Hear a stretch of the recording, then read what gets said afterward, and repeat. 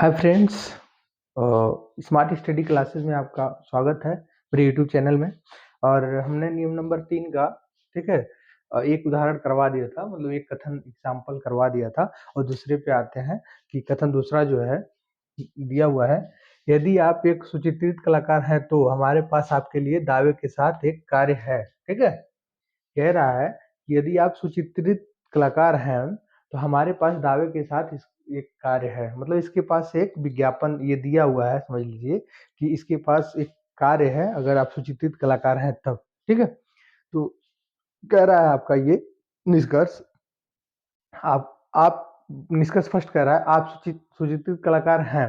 ठीक है, तो ये दिख रहा है आपको कि ये दिया हुआ है, यदि आप सुचित्रित कलाकार हैं। और इसमें दिया हुआ निष्कर्ष में, कथन में दिया हुआ है कि यदि आप सुचित्रित कलाकार हैं, और निष्कर्ष में कह रहा है फर्स्ट वाला कि आप सुचित्रित कलाकार हैं।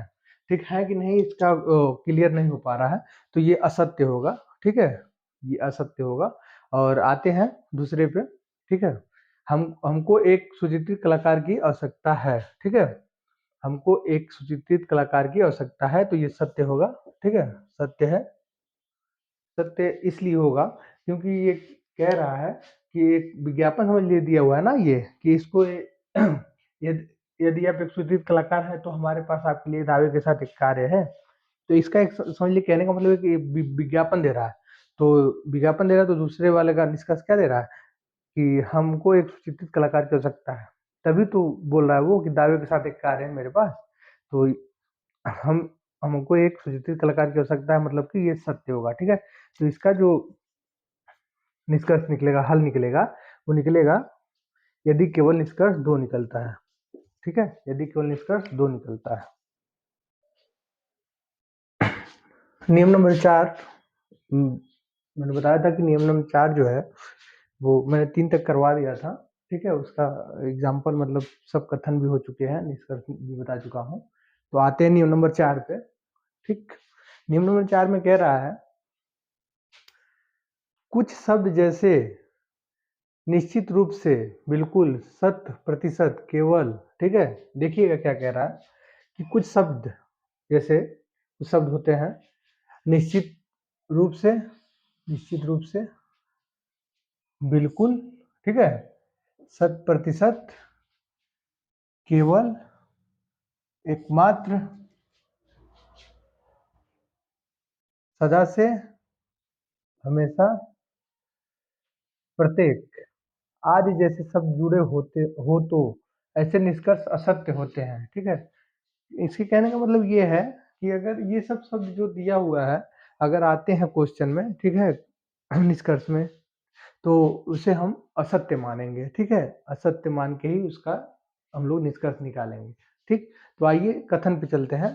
कथन में कह रहा है कि, ठीक है, कि सीधे विपणन में, ठीक है, सीधे विपणन में कंपनी इस बात को जान सकती है कि ग्राहकों की क्या समस्याएं हैं, और यदि उन समस्याओं को दूर करने का मौका मिलता है तभी ग्राहक एक निष्ठावान खरीदार बनता है। ठीक है, जैसे वो कह रहा है कंपनी है कोई, ठीक है, तो उसे सीधे, जैसे कस्टमर से अगर जैसे सीधे बात हो अगर किसी कंपनी का, हाँ, तो उससे उसे ये पता चल पाता है कि उसे ग्राहकों की समस्याएं क्या हैं। ठीक है, तो उसे दूर करता है वो। ठीक है, इससे क्या होता है कि जो ग्राहक होते हैं वो निष्ठावान खरीदार बनते हैं। ठीक, तो वही कह रहा है कथन में। अब निष्कर्ष पे आते हैं।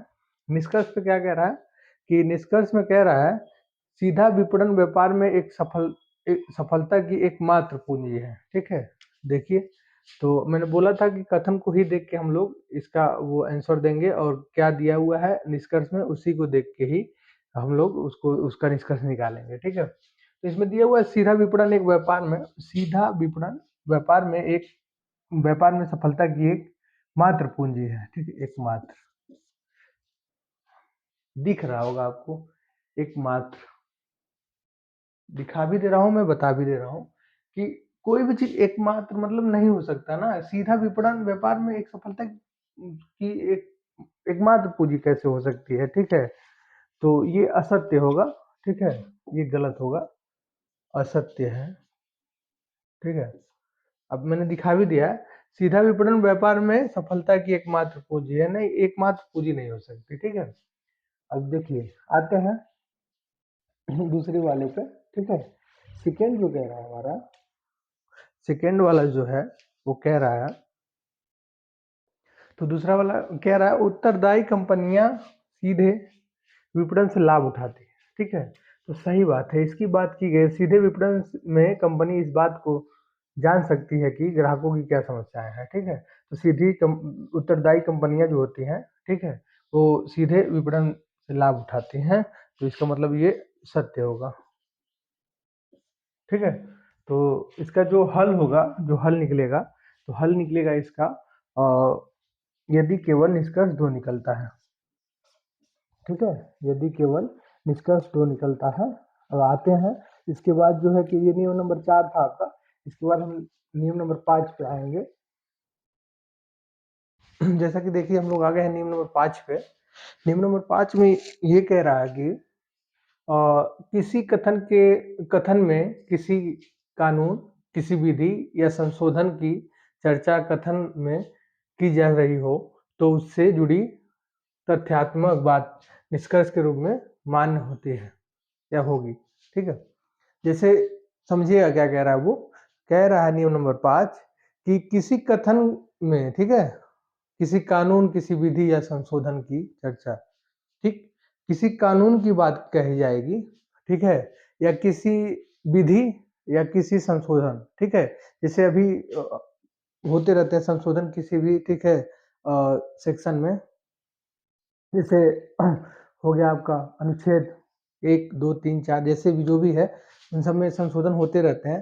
तो नियम नंबर 5 का कहने का मतलब ये है कि किसी भी कानून, किसी विधि या किसी संशोधन, ठीक है, की चर्चा अगर होती है, ठीक है, तो उससे जुड़ी तथ्यों के बाद निष्कर्ष के रूप में मान्य होगा, मतलब कि सत्य होगा, ठीक है।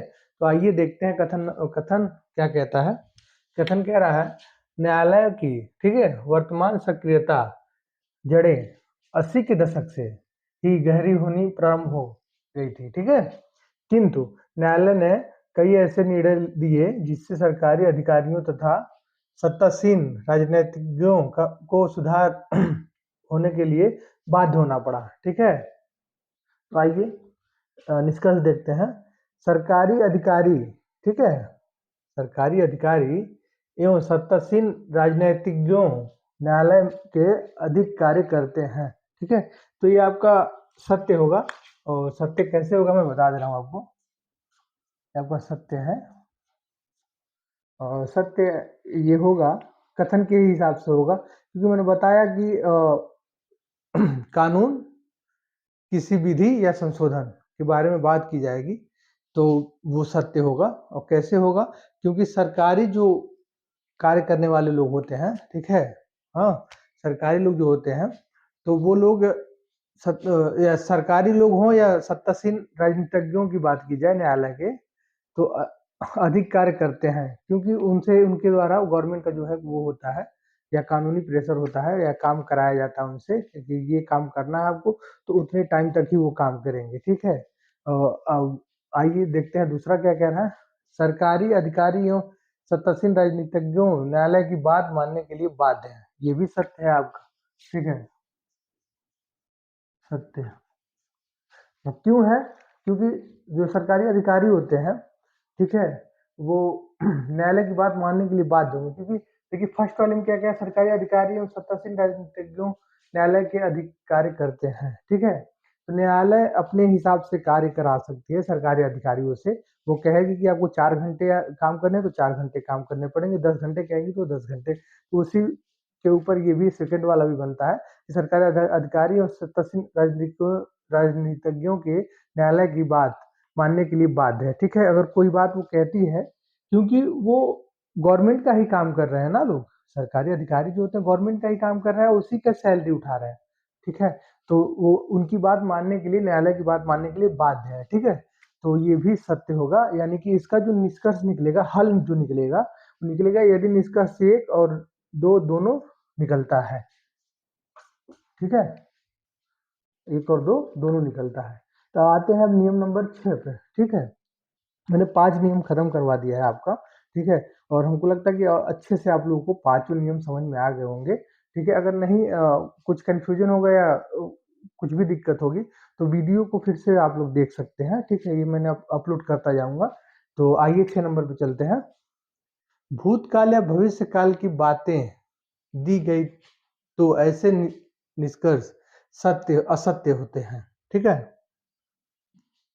और देखिए, भूतकाल या भविष्य काल की बातें दी गई तो ऐसे निष्कर्ष असत्य होते हैं, ठीक है? क्योंकि वर्तमान को देखकर भूत या भविष्य काल का निर्धारण नहीं किया जा सकता है। सही बात है, ठीक है? क्यों? क्योंकि कह रहा है कि भूतकाल या भविष्य काल की बातें दी गई तो ऐसे निष्कर्ष असत्य होते हैं, ठीक है? क्योंकि भूत और भविष्य को, ठीक है? क्योंकि वर्तमान जो चल रहा है अभी प्रेजेंट टाइम में, वर्तमान को देख के भूत भूत और आगे का और पीछे का कोई अंदाजा हम लोग नहीं लगा के उसका आंसर दे सकते हैं। तो ये नियम जो कह रहा है उसको समझिएगा, नियम क्या कह रहा है कि भूतकाल भविष्य काल की बात दी गई हो, ठीक है? मतलब भूत या काल और भविष्य काल की बातें दी गई तो ऐसे निष्कर्ष असत्य होते हैं, ठीक है? क्योंकि वर्तमान को देखकर भूत या भविष्य काल का निर्धारण नहीं किया जा सकता, ठीक है? समझ में आ रहा होगा मुझे लगता है आप लोगों को। जैसा कि आप लोगों ने देखा कि मैंने बताया कि वर्तमान को देख के भूतकाल या भविष्य काल का अंदाजा नहीं लगाया जाता। उसी पे एक उदाहरण एग्जाम्पल यहाँ लिखा है मैंने, ठीक है?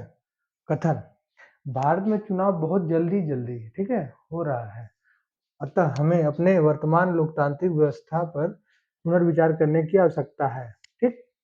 तो देखते हैं निष्कर्ष क्या कह रहा है। निष्कर्ष कह रहा है फर्स्ट वाला, भारत की वर्तमान लोकतांत्रिक व्यवस्था संतोषजनक नहीं है, ठीक है?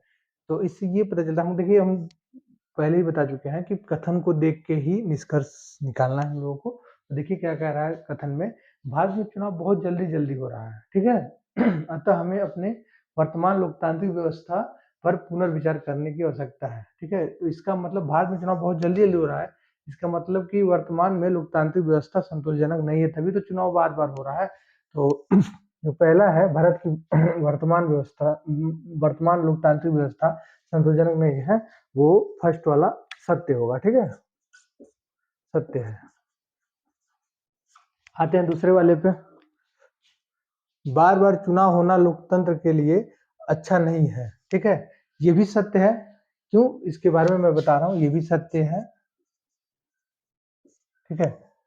क्योंकि बार बार चुनाव होना लोकतंत्र के लिए अच्छा नहीं है, ठीक है? क्यों? क्योंकि जब भी चुनाव होगा तो कथन में क्या कहा है, भारत में चुनाव होना बहुत जल्दी हो रहा है, ठीक है? अतः हमें अपने वर्तमान लोकतांत्रिक व्यवस्था पर पुनर्विचार करने की आवश्यकता है। और दूसरा क्या निष्कर्ष कह रहा है, बार बार चुनाव होना लोकतंत्र के लिए अच्छा नहीं है, ठीक है? क्योंकि चुनाव होता है, ठीक है? तो बहुत सारे खर्चे लगते हैं, ठीक है? तो वो चीजें रुक जाएंगी, बार बार ना चुनाव होने से अर्थव्यवस्था जो है गड़बड़ होती है, हर चीज में दिक्कत होती है। तो इस वजह से बार बार चुनाव होना लोकतंत्र के लिए अच्छा नहीं है। तो इसका ये भी सत्य है। तो इसका जो होगा दोनों का कथन जो निष्कर्ष जो निकला है, ठीक है, कथन का, वो आपका यदि निष्कर्ष 1 और 2 दोनों निकलता है, ठीक है? अब आते हैं कथन दूसरे पे, ठीक है? ये फर्स्ट वाला हो गया आपका, ये दूसरा वाला, ठीक?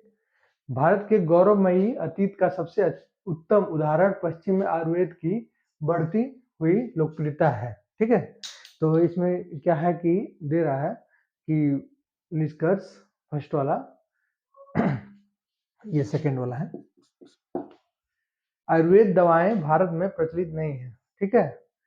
तो ये आप दिख ही रहा है कि भारत के गौरव कथन क्या कह रहा है, देखिए आप दिख रहा है, भारत के गौरवमयी अतीत का सबसे उत्तम उदाहरण पश्चिम में आयुर्वेदिक की बढ़ती हुई लोकप्रियता है, ठीक है? और निष्कर्ष कह रहा है आयुर्वेद दवाएं भारत में प्रचलित नहीं है, इसका मतलब ये गलत है, असत्य है। क्योंकि पश्चिम में आयुर्वेदिक की बढ़ती हुई लोकप्रियता, ठीक है, ये सबसे बड़ी उदाहरण है, तो ये गलत हुआ कि ये कह रहा है निष्कर्ष की आयुर्वेद दवाएं भारत में लोग प्रचलित नहीं है, ठीक है, असत्य है। और आते हैं दूसरे वाले पे, एलोपैथिक दवाएं भारत में प्रचलित नहीं है, लोकप्रिय नहीं है, ठीक है। तो ये भी आपका असत्य होगा, ठीक है, असत्य, ठीक, क्योंकि दोनों जो दे रहा है हम लोग का आयुर्वेदिक दवाएं भारत में प्रचलित हैं, ठीक है। आयुर्वेदिक दवाएं भी भारत में प्रचलित है, लोकप्रिय है, क्योंकि कथन के हिसाब से ही चलेंगे तो कथन में दे रहा है भारत के गौरवमयी अतीत का सबसे उत्तम उदाहरण पश्चिम में आयुर्वेदिक की बढ़ती हुई लोकप्रियता है, ठीक है। तो साफ पता चल रहा है कि ये दोनों जो निष्कर्ष निकलेगा, ना तो निष्कर्ष 1 और ना तो निष्कर्ष 2 निकलेगा, ठीक है। ये आपका हो जाएगा दूसरे कथन का, ये दूसरे कथन का निष्कर्ष हो जाएगा, ना तो निष्कर्ष 1 और ना तो निष्कर्ष 2 निकलेगा, ठीक है। अब आते हैं नियम नंबर 7 पे, ठीक। नियम नंबर 7 कह रहा है सरकारी आदेश या नियम का पालन करना आम जनता के लिए अनिवार्य है, ठीक है। तो मैं समझा दूं आपको, ये कहना चाहता है कि जो सरकारी आदेश होते हैं, ठीक है, उसका पालन करना आम जनता के लिए अनिवार्य होता है, ठीक है, क्योंकि जो नियम सरकार लगाएगी वो हमारे भले के लिए ही लगाएगी, ठीक है। तो इसलिए हम लोगों को सरकारी आदेश या नियम का पालन करना जनता के लिए अनिवार्य है, ठीक। तो ये नियम नंबर 7 था। अब इसके आगे नियम नंबर 7 का वो उदाहरण देखेंगे या कथन देखेंगे। जैसा कि आपने देखा नियम नंबर 7 मैंने लिखवा दिया था, ठीक है, और एग्जाम्पल भी उसका करा दिया था। तो आइए एक एग्जाम्पल और करवाता हूँ। ये एग्जाम्पल है आपका, ठीक है। कथन, प्रधानमंत्री ने जोर देकर कहा कि उनकी सरकार गरीब किसानों और खेतिहरों के उन्नयन हेतु हर संभव प्रयास करेगी, ठीक है। ये तो कथन हो गया आपका। निष्कर्ष क्या कह रहा है, निष्कर्ष पे ध्यान देते हैं कि गरीब किसानों मतलब किसान और खेतिहरों के अलावा अन्य सभी गरीब किसानों और खेतिहरों के उन्नयन हेतु हर संभव प्रयास करेगी, ठीक है। तो प्रधानमंत्री ने जोर देकर कहा कि, ठीक है, कथन कह रहा है प्रधानमंत्री ने जोर देकर कहा कि उनकी सरकार गरीब किसानों और खेतिहरों के उन्नयन हेतु हर संभव प्रयास करेगी। तो बात ध्यान से देखिएगा क्या कहना चाहता है वो। तो ये भी बात तो सही है कि निष्कर्ष में कह रहा है कि गरीब किसान और खेतिहरों के अलावा, ठीक है, यहाँ अलावा की बात कर दी गई है। मैंने पहले ही बताया था आपको कि अलावा की बात कर दी जाए तो वो असत्य ही होगा, ठीक है, क्योंकि खेतिहरों की बात हो रही है, गरीब किसान और खेतिहरों की, तो अलावा अन्य सभी गरीब किसानों अन्य किसी की बात ही नहीं की जा रही है। इसमें बस बताया जा रहा है कि गरीब किसान और खेतिहरों की बात प्रधानमंत्री के द्वारा भी जो की जा रही है वो भी गरीब किसान और खेतिहरों की ही बात की जा रही है, ठीक है। तो अलावा की जहाँ बात कर दी गई अन्य अन्य सभी गरीब किसानों के, तो यहाँ ये असत्य हो जाएगा, ठीक है, असत्य। अलावा की बात जहां अलावा आपने देख लिया तो इसका मतलब कि वो सेंटेंस ऑलरेडी गलत हो चुका है, मतलब असत्य हो चुका है, निष्कर्ष हो असत्य है, ठीक है। दूसरा क्या है, भूतकाल में समाज के किसी भी उन्नयन हेतु, ठीक है, सॉरी, उन्नयन उन्नयन हेतु कोई भी गंभीर प्रयास नहीं किए गए हैं, ठीक है। तो देखिए क्या कह रहा है, ये दिख रहा है आपको, मैंने बताया था इस नियम में कि नियम में बताया था कि वर्तमान को देख के भूत और भविष्य का, ठीक है, अंदाजा नहीं लगाया जा सकता, ठीक है। वर्तमान को देख के भूत और भविष्य काल का अंदाजा नहीं लगाया जा सकता, ना उसका आंसर हम लोग दे सकते हैं, ठीक है। तो इसमें क्या है कि देखिए बात क्या है, भूतकाल में समाज के किसी उन्नयन हेतु कोई भी गंभीर प्रयास नहीं किए गए, ठीक है। तो इसका मतलब ये गलत होगा, असत्य होगा, ठीक है। अब इसका जो सोल्यूशन निकलेगा, ठीक है, जो हल निकलेगा, ठीक है, वो हल निकलेगा, क्योंकि पहला भी आपका असत्य है, दूसरा भी असत्य है, तो ना तो निष्कर्ष 1 और ना तो निष्कर्ष 2 निकलता है, ठीक है। ये ना तो निष्कर्ष 1 और ना तो निष्कर्ष 2 निकलता है, ठीक है। ठीक। अब आते हैं, देखिए क्या है कि मैं ऐसे करवाता जा रहा हूँ, थोड़ा सा टाइम थोड़ा ज्यादा लग जा रहा है और समझाने में भी। अब एक काम करता हूँ कि हमारे 2 नियम और बचे हुए हैं, नियम 8 और नियम 9, ठीक। इसको मैं एक जगह आपको लिखवा दे रहा हूँ, ठीक, और लिखवा के और मैं समझा दे रहा हूँ। बाकी इसके बाद जो है कि इसके एग्जाम्पल जो है नीचे से मैं नेक्स्ट वाली वीडियो जो पड़ेगी उसमें मैं आपका डाल दूंगा, कुछ उदाहरण भी उसमें लेके एग्जाम्पल लेके 2-4 जो भी है समझा दूंगा, और उसका अलग से एक वीडियो करा दूंगा, ठीक है। तो समझते हैं कि क्या कह रहा है नियम नंबर 8। नियम नंबर 8 कह रहा है यदि कथन सकारात्मक है तो उसे निषेधात्मक निष्कर्ष निकलता है, ठीक है। नियम नंबर 8 कह रहा है यदि कथन सकारात्मक है तो उससे निषेधात्मक निष्कर्ष निकलता है, ठीक है। समझ में आ रहा होगा कि साफ कह रहा है नियम नंबर 8 कि यदि कथन सकारात्मक, मतलब कथन सकारात्मक होगा तो उससे निषेधात्मक निष्कर्ष निकलेगा, ठीक है। और नियम नंबर 9 देखते हैं, ठीक है। ये मैं 8 नंबर तो मैं बता दिया आपको, लेकिन जब मैं उदाहरण कराऊंगा तो मैं बता के ही कि वो क्या कहना चाहता है और आपको आंसर क्या होगा या निष्कर्ष क्या निकलेगा वो सब मैं चीजें समझा दूंगा नेक्स्ट वाले वीडियो में। आइए देखते हैं नियम नंबर 9, ठीक है। सलाह परामर्श आदि से संबंधित निष्कर्ष को सत्य माना जाता है, ठीक है। जैसे कह रहा है वो 9 नंबर में कि 9 नंबर का जो नियम है कि सलाह परामर्श, ठीक है, सलाह परामर्श आदि से संबंधित निष्कर्ष को सत्य माना जाता है क्योंकि क्योंकि सलाह देने वाला, ठीक है, क्योंकि सलाह देने वाला सही सोचकर सलाह देता है कि आप उसकी बात को मानेंगे। सही बात है। क्यों सही है इसको देखिएगा, ठीक है। कह रहा है वो कि सलाह देने वाला या परामर्श देने वाला, ठीक है, आज तो वो जो देगा परामर्श अपना वो सत्य ही देगा। क्यों सत्य देगा? क्योंकि वो अब सोच समझ के देता है, जो भी सलाह देगा या परामर्श देगा सोच समझ के देता है कि आप उसके सलाह को फॉलो करेंगे या उसके बताए गए सलाह पे चलेंगे, ठीक है। तो इसी हिसाब से वो अपनी सलाह देता है। तो यही नियम नंबर 9 है। ये बहुत ही इंपॉर्टेंट मान के चलते हैं हम लोग। ये देखिए कह रहा है सलाह परामर्श आदि से संबंधित निष्कर्ष को सत्य माना जाता है, ठीक है। तो सही बात है, सलाह परामर्श जो भी देगा हाँ वो सही ही देगा। अगर आप ही से कोई व्यक्ति अगर सलाह लेता है तो आप ही जो सलाह देंगे उसको तो सही सोच के देंगे कि मैं अगर उसको सही सलाह दूंगा तो वो मेरी बात को फॉलो करेगा, ठीक है। गलत सलाह तो आप नहीं देंगे, क्योंकि अगर गलत सलाह देंगे तो वो उसको पता है कि उसे भी कि क्या सही है क्या गलत है, लेकिन आप सही सलाह ही देंगे, क्योंकि अंदाजा यही लगाया जाता है कि सलाह और परामर्श जो भी देते हैं लोग वो सही ही देते हैं, ठीक है। ये नियम नंबर 9 था आपका कि जो भी दिया हुआ है सलाह परामर्श से संबंधित निष्कर्ष सत्य ही माना जाता है, ठीक है। तो इस पे जो मैं उदाहरण कराऊंगा तो मैं अच्छे से आपको समझाऊंगा, वो आपका नेक्स्ट वीडियो में इसके बाद जो वीडियो पड़ेगी वो उसमें मैं बताऊंगा, ठीक है।